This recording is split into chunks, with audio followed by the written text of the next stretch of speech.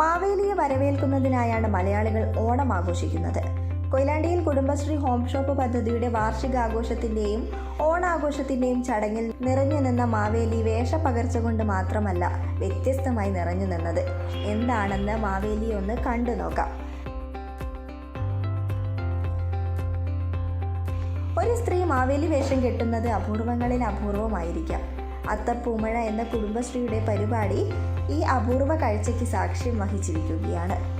നടുവണ്ണൂർ കോട്ടൂർ ഗ്രാമപഞ്ചായത്തിലെ Kudumbashree home shop പദ്ധതിയിൽ ഉൾപ്പെടുന്ന കന്നൂർ ഹോം ഷോപ്പ് ഓഫീസിലെ ജീവനക്കാരിയായ സുനിതയാണ് മാവേലി വേഷം കെട്ടിയത്.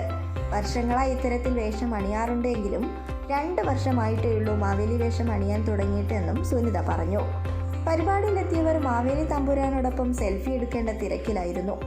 ഐശ്വര്യമൊത്ത മഹാബലി തമ്പുരാനെ എല്ലാവരും അങ്ങനെ ഏറ്റെടുത്തു. News today Kerala.